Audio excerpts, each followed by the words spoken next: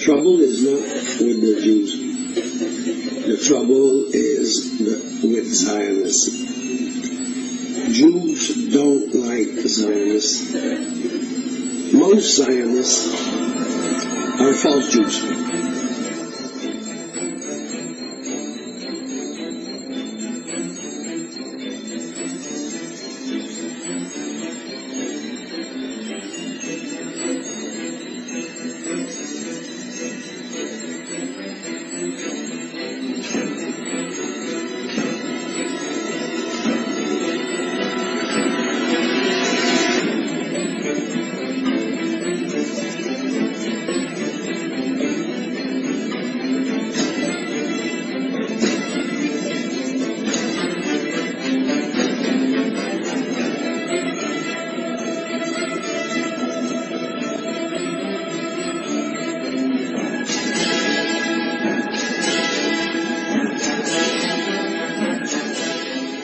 Unfortunately, something new has developed in the world in the last 100 years, a new movement and ideology, and that is called Zionism.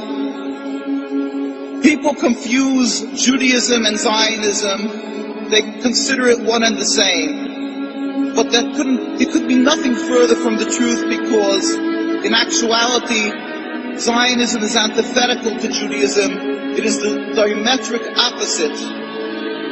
Judaism is a religion, a spirituality, to serve God, to be subservient to God, practiced by Jewish people for thousands of years, to emulate God. As in Hebrew we say, Mahu rachum af ata tehei rachum. Just as God is compassionate, you must be compassionate. Zionism is the transformation of Judaism into something new, entirely different, into nationalism, a political goal to have a land, to be a proud nation amongst nations, removing God from the equation.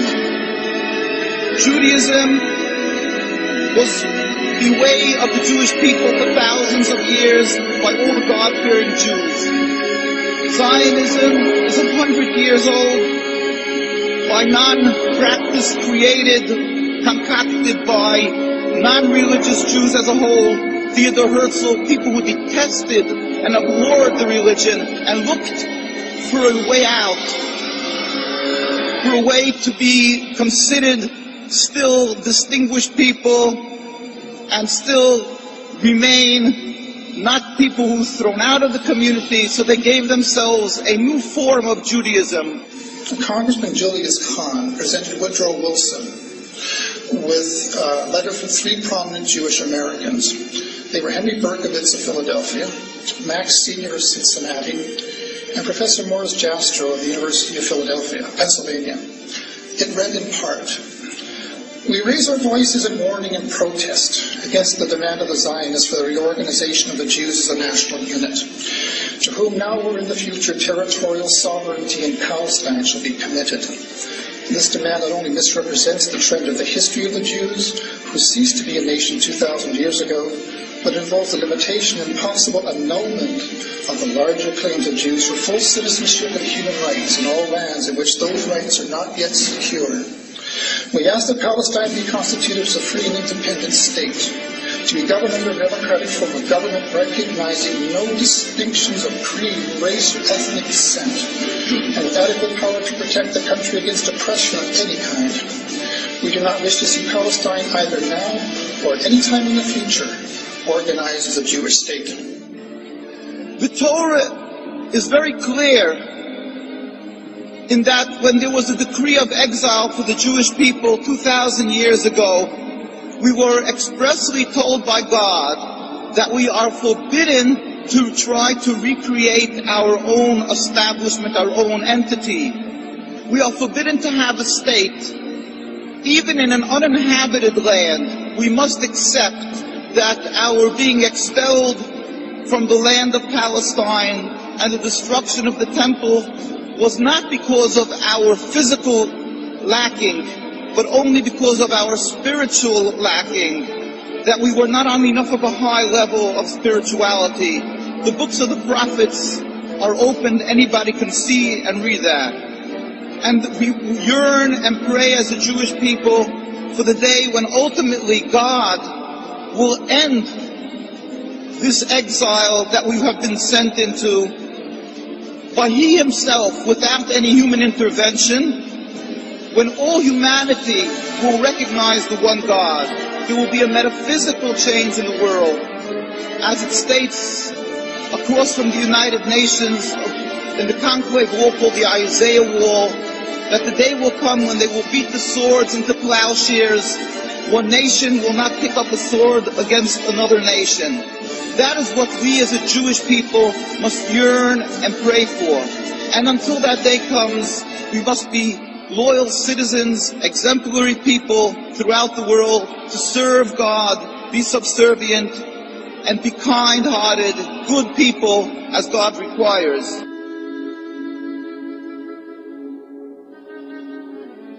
I start by saying that I'm a Palestinian with strong Armenian roots, with a commitment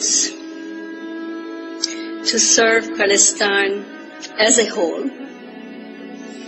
I am a product of the Palestine that was pre the State of Israel, with a birth certificate that says Palestine.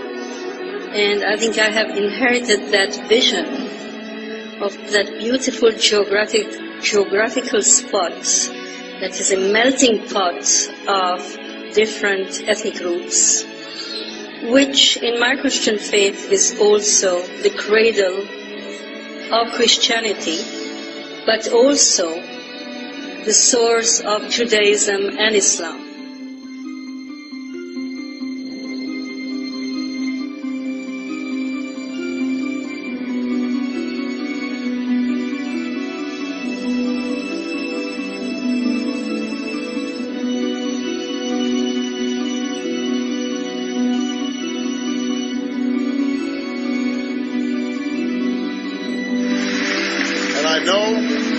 And I know that when I visit AIPAC, I'm among friends, good friends. Friends who share my strong commitment to make sure that the bond between the United States and Israel is unbreakable today, unbreakable tomorrow, unbreakable forever. I have been proud to be a part of a strong bipartisan consensus that has stood by Israel in the face of all threats. That is a commitment. That is a commitment that both John McCain and I share, because support for Israel in this country goes beyond party.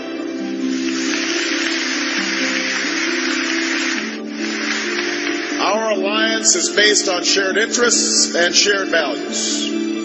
Those who threaten Israel threaten us.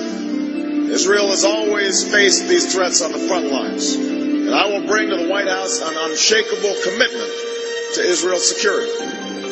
We know that the establishment of Israel was just and necessary, rooted in centuries of struggle and decades of patient work. But 60 years later, we know that we cannot relent, we cannot yield, and as president, I will never compromise when it comes to Israel's security.